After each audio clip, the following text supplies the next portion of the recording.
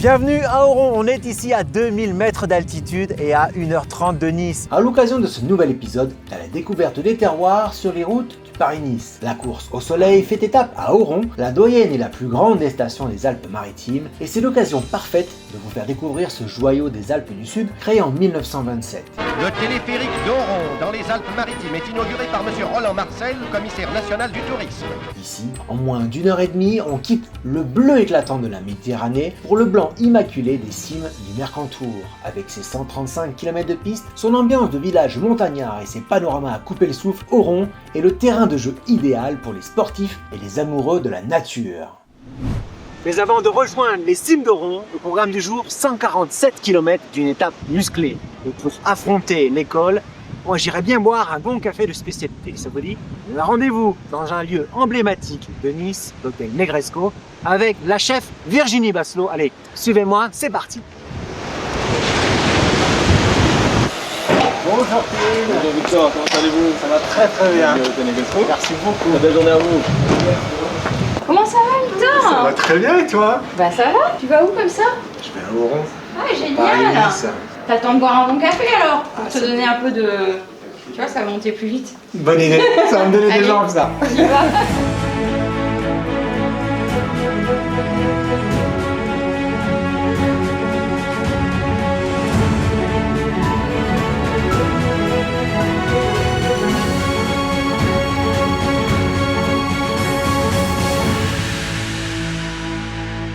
Virginie, on est dans un lieu mythique, le Negresco, un lieu chargé d'histoire. Comment est-ce qu'on cuisine dans un tel lieu emblématique? Je pense qu'on cuisine local. Parce que pour moi, c'est important d'utiliser les produits de la région. Et c'est ce qui a fait que ma cuisine a beaucoup changé, en fait, de Deauville, hein, en passant par Paris et maintenant Côte d'Azur. Effectivement, j'ai ma cuisine qui a beaucoup changé. Une cuisine beaucoup plus saine, finalement. Je sais pas, il y a quelque chose qui s'est passé. Tu as oublié ta crème normande. C'est ça, un petit peu. Et puis les produits. Ici, on a des légumes de partout, des super producteurs. On a Steve, notre pêcheur de la baie des Anges, qui nous ramène des super produits. Et puis dans tout l'arrière-pays, des super producteurs, les agrumes aussi, qui sont essentiels dans ma cuisine. Tu as mentionné le mot santé, ça veut dire que c'est vraiment quelque chose sur lequel tu fais des recherches, tu travailles? On a créé un spa il y a 1 an et demi. Par rapport à ce spa, j'ai voulu faire un menu bien-être. Moi, j'ai une personne dans ma cuisine qui est un ancien sportif. Et du coup, on travaille ensemble pour un menu bien-être, pouvoir faire du sport, calcule les calories. Et c'est génial parce qu'on se rend compte qu'on peut intégrer dans notre carte un menu bien-être et que ce soit gourmand. Je suis allée vers lui, je lui ai dit, écoute, crée-moi le petit déjeuner idéal pour un sportif. Ce que toi tu apportes, c'est aussi ce sourcing des ingrédients, parce qu'on voit trop souvent qu'en nutrition, on considère qu'un œuf, c'est tant de calories, mais on oublie un petit peu ce qui se cache derrière lors de la fabrication de ces produits. Comment sont les retours des clients là-dessus? Ils sont intéressants parce qu'ils ont cette demande. Et puis à Nice, on a toujours des manifestations sportives. On a le Tour de France, mais on a aussi l'Ironman. Toute l'année, il y a des manifestations sportives. On a cette demande clientèle. Et donc maintenant, on peut le proposer directement quand les clients, on sait qu'ils vont faire cette manifestation sportive, on leur propose le petit déjeuner. Tu as un parcours exceptionnel, tu es étoilé, tu es meilleur ouvrier de France. Quelles ont été les étapes les plus marquantes de ton parcours professionnel? Tu sais, il y a toujours des dates clés. Je pense qu'il y a eu l'obtention des 3 étoiles au Bristol. On a mis assez longtemps à les obtenir. Ça a été vraiment un peu un acharnement à la fin. On a beaucoup travaillé et quand on l'a eu, ça a été forcément une récompense exceptionnelle. Le deuxième moment marquant, c'est l'obtention du MOF, bien sûr. Demi-finaliste en 2011 et puis le titre en 2015. C'est ça. Là aussi, c'est une préparation comme un sportif. C'est plus d'1 an. Les jours, on travaille dessus. Et puis, quand on a les sujets, c'est 15 jours où... C'est une course contre la montre. Ouais, là, ça passe comme ça. Tu étais encadré par tes amis chefs, bien évidemment. Tu as aussi fait appel à un préparateur physique ou mental, ou est-ce que tu as travaillé cet aspect-là? Non, je ne l'ai pas travaillé avec un professionnel. En revanche, il est clair qu'il y a une grosse partie de ce concours qui est mentale, ça c'est clair. Et ça, on le voit parce qu'aujourd'hui, je suis jury et je le vois sur les personnes, on le voit sur leur visage quand ils lâchent. Quoi qu'il arrive, tu lâches pas. C'est ça le plus dur dans une compétition, je pense. Et le concours s'arrête pas là, puisque quand on arbore le col tricolore ensuite, C'est un début. ouais, C'est un début. c'est un parcours de vie, j'ai envie de dire, mais c'est aussi des valeurs. Mhm. Ah bah oui, le MOF, moi si je l'ai passé, c'était parce que j'ai travaillé avec plusieurs meilleurs ouvriers de France, 2 en particulier, mais des fois 4 dans la cuisine, donc on voit un petit peu le schéma. Mais moi je l'ai passé vraiment pour les valeurs. C'est que je voulais appartenir à ces personnes qui sont dans la transmission, dans le partage, dans l'excellence, l'évolution du métier. Tu quittes Paris après de nombreuses années pour arriver sur la Côte d'Azur. Le Negresco, c'est une maison, on l'a dit, emblématique. Comment ça s'est passé? Déjà, moi, je voulais pas venir travailler sur la Côte d'Azur. Donc, moi, le Negresco, ils m'ont appelé plusieurs fois et je voulais pas venir. Et la 3e fois, en fait, c'est une personne que je connaissais qui m'appelle et qui me dit « Viens voir, ça coûte rien ». J'ai un jour où il pleut, mais comme il pleut ici, tu vois, c'est pas 3 gouttes comme en Normandie, c'est une pluie battante. C'est pas le maison, climat qui m'a... Voilà. C'est une maison. C'est la maison. Incroyable. J'ai poussé la porte et là, je me suis dit « Waouh ». Alors, maison indépendante, ça, pour moi, c'est très important parce que j'ai pas envie de travailler dans un groupe où tout est standardisé, où tout le monde dit la même chose, où il n'y a plus d'humain. Moi, il faut qu'il y ait de l'humain. C'est Maison de important femme pour aussi, moi. ici. Maison de femme et puis une âme, ses œuvres d'art, une histoire, il se passe quelque chose. Quoi qu'il arrive, quand on pousse la porte du Negresco, il se passe quelque chose. Alors, et c'est ce qui m'a décidé. Mon petit doigt me dit que tu as un plat signature qui est végétal. Alors j'ai plusieurs plats signature végétale. Mais puisqu'on parlait de cuisine bien-être, on en a un en ce moment, c'est le moment du kiwi local. Et je trouve que c'est un produit qu'on n'utilise pas souvent en cuisine en fait, qui est un petit peu... Sous-estimé. Voilà. Et là, on fait une entrée, nous en ce moment, c'est un plat avec du quinoa, de l'avocat, du kiwi. On fait une sauce un petit peu...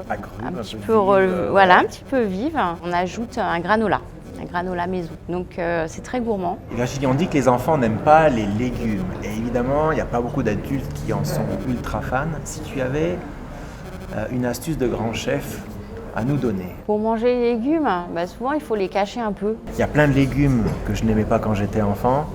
Je parle des champignons par exemple, puis quand je suis arrivé chez Régis, chez Jacques Marcon, forcément j'ai appris à les cuisiner et j'ai découvert la subtilité. Si toi tu devais me faire manger un légume, ce serait lequel? Alors il y a un légume que j'aime pas, c'est la betterave. Comme quand j'aime pas quelque chose, j'essaie de le travailler pour que déjà moi j'aime, tu vois. Et la betterave, je l'ai travaillée comme un tartare, comme une viande. Ça, tu le fais avec une betterave que tu cuis de façon classique à l'eau. Après, tu la concasses, que ça fasse comme de la viande. Tu l'assaisonnes comme un tartare. Avec un petit peu d'estragon. Moi, je mets une petite mayonnaise estragon en plus dessus. Et j'adore. Et je mange un légume que j'aime pas. Il y a une erreur que l'on fait beaucoup quand on cuisine les légumes, c'est de trop les cuire. Est-ce que tu peux nous donner des petits conseils là-dessus ? Notamment pour les légumes verts, on sait bien que les courgettes, les haricots verts, tout ça, ce sont des aliments qui sont essentiels pour notre alimentation, pour l'alimentation du sportif. Comment tu aimes les préparer pour que on garde l'aspect nutritionnel et qu'en même temps on puisse avoir cette gourmandise? Il faut goûter en fait, parce que selon si on vient de le cueillir ou s'il a 3-4 jours, il ne va pas cuire le même temps. Donc moi je dis toujours qu'il faut goûter. Pendant la cuisson, on goûte son légume. Moi je cuis souvent à l'eau bouillante. Alors là il y a l'asperge qui vient d'arriver. Moi l'asperge c'est un petit peu d'huile d'olive, du sel, une casserole, un couvercle et ça cuit comme ça sans eau. Et c'est là où on garde tout le goût du produit parce que il n'y a rien qui part dans l'eau en fait. Donc il y a pas mal de légumes aussi que j'aime bien cuire comme ça. Tu nous as dit que tu cuisinais pour les nombreux sportifs qui viennent ici à Nice. Si tu avais un plat à proposer pour nos champions cyclistes du Paris-Nice, ce serait lequel? On peut leur faire goûter le kiwi. On en a reçu de très beaux ce matin. Donc, Ils viennent de où? Ils viennent du Var. Après, j'en vais en avoir qui vont venir de Puget-Théniers. En fait, on n'a pas de gros producteurs, donc on prend un petit peu chez chaque. Est-ce que tu as découvert certains ingrédients, certaines légumineuses, comme les lentilles ou comme les quinoa? Est-ce que tu as fait ce travail de les rendre gastronomiques? Ça t'a obligé à revoir un peu ces légumes ou les céréales que l'on n'utilise pas habituellement en gastronomie? Oui, parce qu'on a quand même pas mal de céréales aussi dans la RPI. Le petit épaule, par exemple, ça c'est un produit que j'aime beaucoup travailler. Qui est intéressant, qui a un super goût. Et après, moi, j'aime beaucoup les légumineuses, le pois cassé. Ouais. Bon, Ça, bah là, par c'est contre, la région du pois chiche ici. Le pois cassé, ça c'est vraiment un ingrédient gorgé de bienfaits. Pas très simple à cuisiner parce que ça devient tout de suite une texture qui n'est pas exceptionnelle. C'est un produit qui est très intéressant. Mais comme beaucoup de légumineuses, hein, c'est intéressant. Et notamment pour le sport aussi. Tu le travailles en purée? Tu le travailles comment? Alors moi, je travaille en purée, mais je le fais avec du petit pois. Donc D'accord. on mélange les deux et du coup, c'est hyper intéressant. En goût et en texture, justement, ça casse cette texture que tu disais qui était compliquée à travailler. Et ça, tu l'intègres dans ton menu au Chantecler? Alors ça, on le travaille préparation parfois. Oui, moi j'aime bien travailler sur le Chantecler. C'est intéressant de remettre ces produits qui sont pas sexy en fait, comme ça. On a le droit de se faire plaisir au Negresco avec toi, avec ta cuisine. Bah oui, C'est pas un plaisir coupable, c'est un plaisir autorisé. C'est ça. Qu'est-ce qu'on peut te souhaiter pour cette année 2025? On a toujours tout plein de projets au Negresco. On a la suite qui va arriver en juin. L'appartement de madame sur le toit, ce sera 400 mètres carrés de suite. Wow. Ça va être magnifique, une vue exceptionnelle. La plage qui va réouvrir le 28 avril. 28 avril.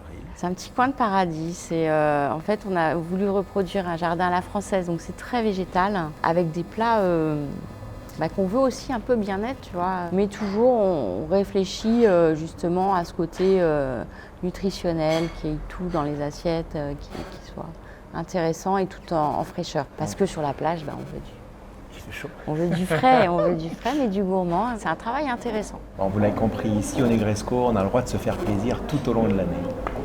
Donc ici, Virginie, ça ce sont des kiwis de la région. On goûte? Allez.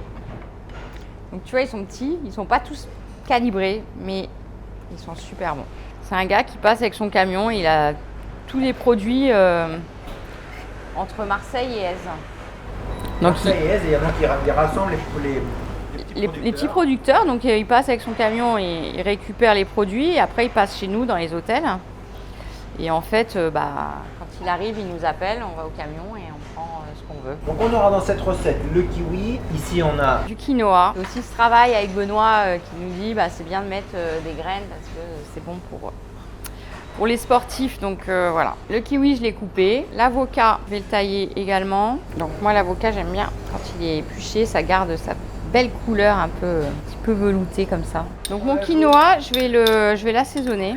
Moi je mets un peu de piment parce que j'aime bien quand c'est un peu relevé. Là j'ai une vinaigrette un petit peu kiwi. Je vais mettre mon quinoa dans le fond de l'assiette. Et puis maintenant je vais assaisonner mon kiwi. Donc j'ajoute un peu de coriandre parce que c'est important aussi d'avoir des herbes. Déjà pour le goût mais aussi c'est bon pour la santé. Le kiwi, je vais le laisser nature. Là, on a tout le fruit, on l'a déjà dans la vinaigrette.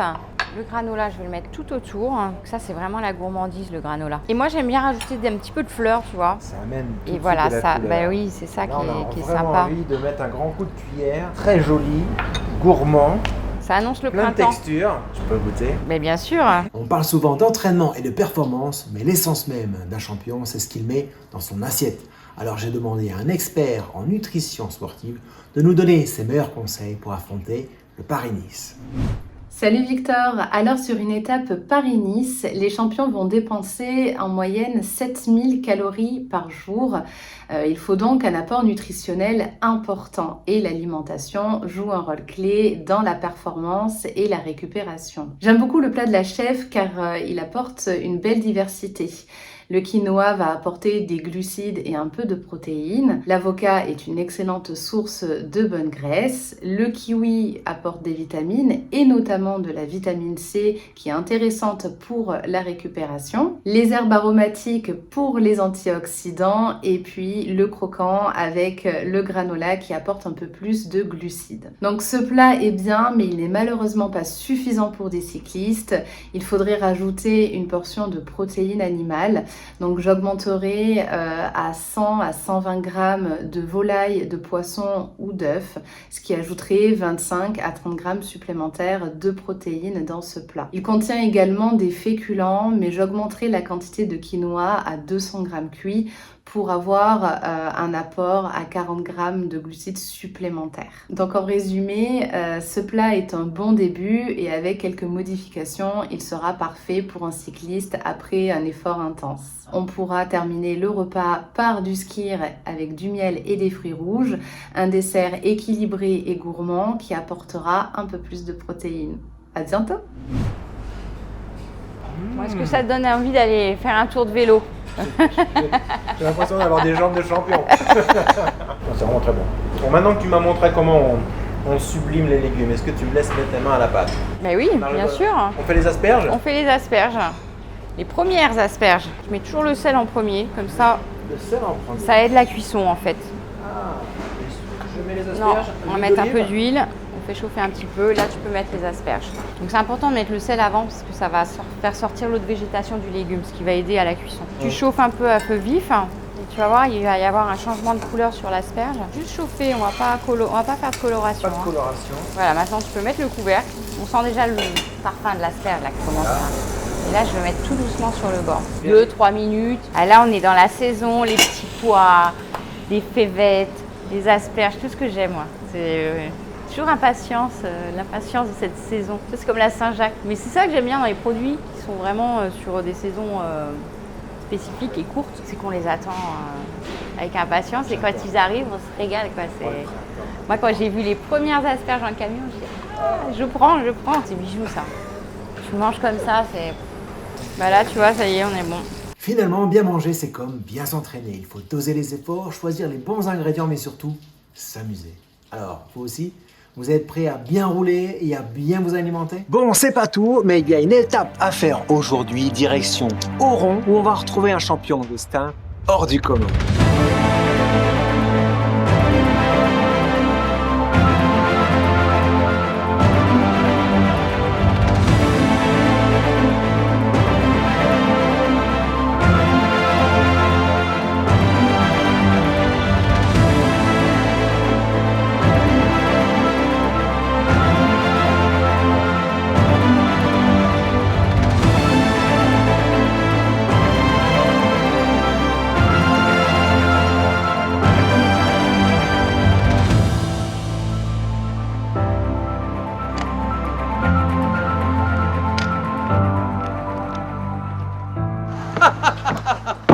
Michel! Ouais, incroyable, et c'est l'heure d'arriver, hein, un peu plus d'arriver avec la nuit. Il était temps d'arriver, on a bien profité avec la chef, on a bu un bon café, et l'étape elle est quand même assez costaud. Ouais. Moi j'ai pas les jambes de champion, hein. Les 5 derniers kilomètres, là, c'est costaud. Hein. C'est peut-être pas les plus durs, hein. Ouais. On va prendre la douche, Michel. Allez. Michel, merci de me recevoir chez toi, à l'hôtel Écureuil, après une sacrée journée. Ah ben, je veux bien te croire, depuis ce matin, tu dois en avoir plein les pattes. Hein. Oron est une station qui est très proche de Nice, ça on l'a dit. Il se passe plein de choses ici à Oron tout au long de l'année. Mais il y a un événement que j'aimerais vraiment que tu nous présentes parce que c'est un événement qui me tient à cœur. Ce sont les chefs au sommet d'Oron. Les chefs au sommet, ça fait déjà la 13e année. C'est un événement gastronomique. On reçoit sur la station des chefs qui viennent officier dans les restaurants de la station et même sur les pistes, avec un menu qui est très attractif justement pour que les gens puissent en profiter. Le menu est à 55 €. Il y a plein d'activités tous les jours. De 16h à 19h, il y a des démonstrations de cuisine, des ateliers où les gens peuvent s'inscrire et faire leurs recettes avec un chef différent tous les jours, que ce soit en cuisine ou en pâtisserie. Il y a aussi une journée très importante qui est le dimanche avec les toques brûlées sur le front de neige, font de la cuisine en live sur des barbecues. C'est quelque chose d'énorme. Comment t'es venue cette idée d'imaginer un événement gastronomique sur les pistes qui rassemble les plus grands chefs et les plus beaux produits de la Côte d'Azur? Ça a commencé en même temps que commençaient les émissions de cuisine à la télé. On s'apercevait qu'en janvier, on avait toujours un creux entre la fin des vacances de Noël et celle de février. Et on cherchait une animation à faire. Et c'est là que ça nous est venu, cette manifestation. Alors, ça a commencé tout petit. Hein. La première année, on avait 3 chefs. la deuxième 6 et maintenant on en est peut-être à 200 chefs qui sont venus depuis le départ. Cette année on avait 18 chefs qui officiaient dans 18 restaurants. La date elle n'est pas encore fixée parce qu'on est obligé de se caler avec d'autres événements, mais c'est toujours autour du 15 et du 20 janvier. Il y a d'autres événements culinaires, donc il faut qu'on se cale avec les autres pour pas qu'on se superpose, quoi. Et le reste de l'année, Oron existe. Bien évidemment, la nature, elle est absolument sublime. Juillet, août, la station réouvre, propose, j'imagine, énormément d'activités de plein air. Alors on a toutes les activités de plein air, des activités pour les tout petits, des activités pour les ados, des ateliers aussi, des semaines à thème, semaine du cirque, semaine des spectacles. On a les pistes qui sont ouvertes, les remontées mécaniques pour accéder au domaine de VTT de descente, VTT avec les pistes de balade, aussi maintenant des pistes de vélo électrique. Et mon petit beau me dit, puisque toi tu es un très bon golfeur, qu'on peut aussi faire du golf. Oui, on peut jouer au golf. On a un 9 trous de montagne, pas très grand, mais très technique. On surprend toujours les gens qui sont des très bons golfeurs parce qu'il y a énormément de golf sur la région. Ils se font toujours avoir parce que c'est piégeux quand même. Ah, ça c'est intéressant à savoir. Oron, c'est 90 minutes de Nice à peu près, mais c'est moins du col de la Bonnette, le fameux col de la Bonnette. On a une chance extraordinaire, c'est qu'on a au départ de Saint-Étienne la montée de la Bonnette, qui est la route la plus haute d'Europe, qui finit à 2800 mètres. Beaucoup de cyclistes viennent pour ça. Les cyclistes pour la faire à la montée, les motards, les vieilles voitures et tout le monde pour le faire tout le temps. La route ouvre à peu près autour du 15 mai. Et là, dès que la route est ouverte, puisque c'est la route nord-sud qui nous amène tous les gens des Alpes du Nord et même beaucoup d'étrangers qui font toute la route des Grandes Alpes. C'est magnifique, elle traverse le Mercantour. Donc, parc protégé, bien sûr, parc national. Et là, on a énormément de balades pour monter sur les lacs, pour faire les refuges et toute la frontière italienne. Écouter les marmottes, oui. Eh bien, merci Michel pour cette découverte. Et donc, si vous voulez vraiment vous faire plaisir en toute saison, aussi bien l'hiver pour skier que l'été pour prendre un grand bol d'air, c'est à Oron que ça se passe. Merci Victor, merci encore. Salut Yanis, comment vas-tu? Salut, ça va très bien et toi? Bah écoute, ça va, je suis chez toi, tu vois. Et toi, tu es où? Et moi, je suis en vadrouille dans la France pour un nouveau projet là. Ah, j'ai hâte de découvrir tout ça. Yanis, tu as 26 ans, tu es l'ambassadeur de la station Oron, tu es VTTiste et surtout, tu as un destin hors du commun. À 17 ans, tu es au sommet, mais en une seconde, tout bascule. On te dit que tu ne remarcheras jamais, mais toi, tu as décidé d'écrire une autre histoire. C'est ça, t'as bien compris le sujet. Et en gros, pour revenir un peu au début de l'histoire, j'ai grandi dans un petit village non loin d'Oron. Et c'est ici que j'ai commencé le sport de manière générale, mais principalement le vélo, où j'ai commencé rapidement à faire de la compétition avec la première course en 2011 sur la station d'Oron. C'était une maxi avalanche. Je me souviens, j'avais été surclassé, j'étais trop jeune pour participer et c'était une trop bonne expérience. De là, ça m'a donné envie de me lancer à fond dans cette discipline. Et du coup, j'ai très rapidement progressé pour atteindre un niveau mondial et participer à mes premières Coupes du Monde en 2016. Et c'est cette même année où je réalisais un rêve, où j'ai eu un gros accident. C'était sur l'ouverture des Coupes de France. Sur un saut, je pars en avant, j'atterris sur la tête. Le choc est énorme et je perds toute sensation dans les jambes. Et je suis opéré d'urgence à Grenoble. Et en réveil aux soins intensifs, le résultat est sans appel. Le chirurgien m'annonce que je me suis fracturé 2 vertèbres, que la moelle épinière est touchée et que je suis paraplégique. Mes chances de remarcher sont très très infimes. À ce moment-là, j'ai cette fougue de jeunesse et cette passion qui m'anime et en fait je me dis que c'est inconcevable, j'arrive pas à m'imaginer une seule seconde cette vie en fauteuil roulant. En plus je suis passionné de sport, j'habite en montagne, tous les copains vadrouillent tout le temps à droite à gauche. Je mets en place très rapidement différentes routines.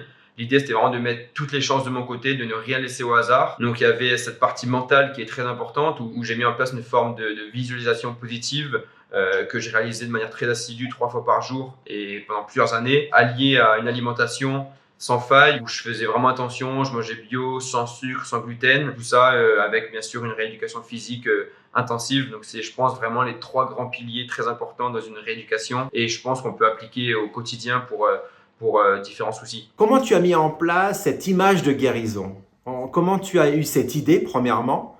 Et ensuite, quelle a été ta routine? En fait, quelques jours après mon réveil en soins intensifs, ces deux amis très proches, Guillaume Néry et Fabien Barrel, qui sont respectivement champions du monde de leur discipline, qui eux ont beaucoup utilisé la force du mental dans leur carrière et ça les a énormément aidés et même sauvés. Et donc, c'est ces deux personnes qui m'ont aidé à ce niveau-là, qui m'ont donné quelques tips et quelques lignes directrices à suivre. Et de là, je l'ai un peu ajusté à ma sauce. Ce travail mental, en fait, consistait à d'abord quelques respirations. Je m'écrivais une certaine phrase sur un carnet.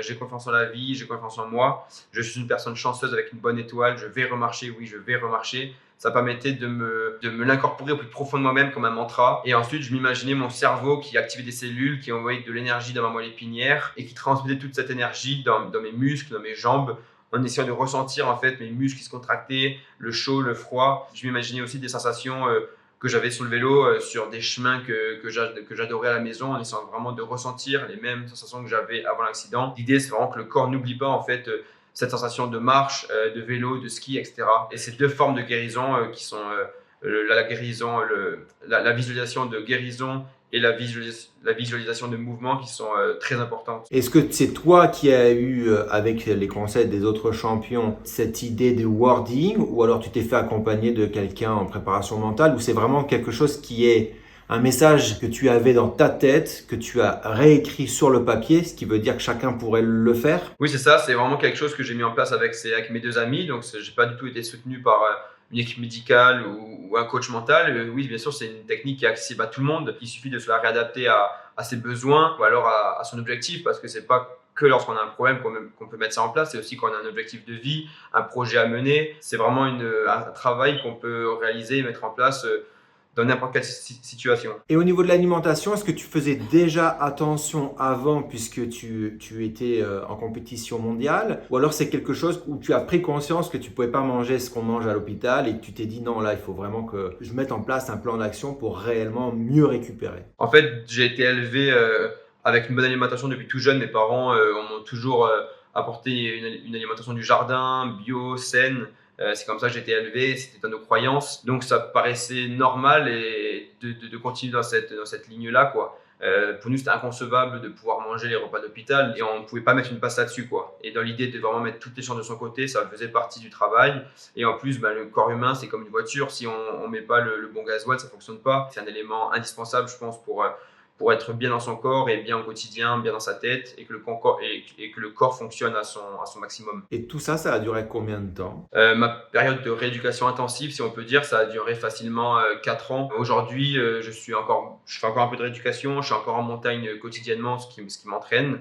Je fais aussi toujours attention à mon alimentation, même si elle est moins très carrée que pendant l'accident. Je me laisse beaucoup plus d'ouverture, mais je continue à manger très sainement, des repas bio équilibrés, de saison. Enfin, ça fait partie de mon quotidien et c'est comme ça que je me sens bien, quoi. Qu'est-ce que tu mangeais à l'époque pour récupérer mieux? Est-ce que tu avais des super aliments? Est-ce que tu prenais des choses particulières comme du collagène? Une alimentation très simple que tout le monde peut avoir à la maison, hein. C'est une alimentation équilibrée, de saison, saine, variée, de qualité. Avec des bonnes épices aussi qui peuvent accélérer certains processus comme le curcuma avec le poivre, le magnésium, la spiruline, enfin toutes ces choses-là, des compléments mais finalement qui sont accessibles à tout le monde et qui sont d'origine naturelle. Tu n'avais pas quelqu'un qui te cuisinait des choses particulières comme un chef, c'était vraiment une cuisine très simple, une cuisine que l'on peut reproduire là aussi à la maison. Ah bien sûr, en fait mes parents, j'ai eu la chance d'avoir un soutien énorme de mes parents qui étaient présents à mes côtés et c'est eux qui me faisaient tous mes repas matin, midi et soir parce que tu te doutes à l'hôpital on n'a pas de quoi faire la cuisine et en plus c'était déjà un combat à l'hôpital de pouvoir manger sa propre alimentation. Ils ont finalement compris qu'ils ne pouvaient rien y faire et qu'on était assez bornés pour pas faire de passe là-dessus. On n'allait pas lâcher l'affaire, mais il y avait vraiment une alimentation très très saine que tout le monde peut refaire à la maison sans complications, quoi. Merci beaucoup Yanis pour ce moment de partage. C'est une bouffée d'espoir pour tous ceux qui nous regardent. Et je pense qu'on peut vraiment toutes et tous appliquer ce genre de choses pour tout simplement se sentir mieux au quotidien. Ce n'est pas compliqué de bien manger. Il faut simplement se dire que les aliments de qualité sont tout aussi gourmands et peuvent nous apporter non seulement du plaisir pour la tête, mais aussi pour notre corps. Avant de se quitter et de te laisser partir à l'aventure pour de nouvelles vidéos, est-ce que tu peux nous teaser un petit peu la saison estivale à Oron, ce qu'il y a à faire, puisque les paysages sont absolument sublimes, ça on le sait quand on vient l'hiver, mais l'été, qu'est-ce qu'on fait à Oron et dans parc du Mercantour? Oron et le parc du Mercantour, c'est un vrai paradis. D'abord, c'est des montagnes sublimes à 2 pas de la mer. On peut vraiment être à 3000 mètres d'altitude le matin et l'après-midi se baigner au bord de la plage. Donc ça, c'est déjà incroyable et c'est un vrai atout. Et après, en termes de sport outdoor, on est conquis. De la randonnée, de l'escalade, du VTT, du parapente, du trail. On a le plan d'eau à Saint-Étienne qui est trop bien pour bronzer un peu l'été. On a Oron, on a plein d'activités. On a le bike park, on a des murs d'escalade, on a plein d'activités pour les jeunes. Enfin, il y a vraiment de tout et il y a de quoi faire et on ne peut pas s'ennuyer. Il y a aussi des bons restaurants. C'est super chouette et c'est un endroit où j'habite depuis tout jeune et je ne veux pas y partir et c'est pas pour rien parce que je m'y sens trop bien et c'est un vrai paradis. Dernière chose, Yanis. Allez, est-ce que tu peux nous raconter en avant-première ton prochain tournage? Si on veut en savoir plus sur ton parcours, on te suit forcément sur les réseaux sociaux et sur la chaîne YouTube. C'est quoi les prochaines vidéos? Tout à fait, ouais. Aujourd'hui, je réalise des projets vidéo. Je suis ambassadeur pour des marques de vélo avec qui je collabore à l'année. Et là, le nouveau projet qui est en cours, c'est un tour du monde, mais à notre façon. L'idée, c'est de rester en France et de donner l'illusion qu'on a réalisé vraiment un tour du monde, une ode au voyage local, un message fort d'actualité. Et c'est une aventure juste extraordinaire parce qu'en France, on a des paysages magnifiques et on est vraiment dépaysés, c'est incroyable. Ça sort le 1er avril, donc pour bientôt. Merci infiniment pour ce moment, c'est juste exceptionnel. Je suis de tout cœur avec toi dans tes projets. Et pour ceux qui ne te connaissent pas, je vous invite vraiment à suivre Yanis parce que c'est une personne exceptionnelle qui a changé son destin. Donc nous aussi, on peut tous le faire. À très vite, salut Yanis. Merci beaucoup Victor, à bientôt. Sur les routes du Paris-Nice, chaque coureur cherche à repousser ses limites, comme Yanis qui nous montre que rien n'est impossible. Alors aujourd'hui, où que vous soyez, enfourchez votre vélo ou mettez vos plus belles baskets et partez à la découverte de vos propres sommets. Les amis, on se retrouve très vite pour une nouvelle saga à la découverte des terroirs sur les routes de France. À bientôt.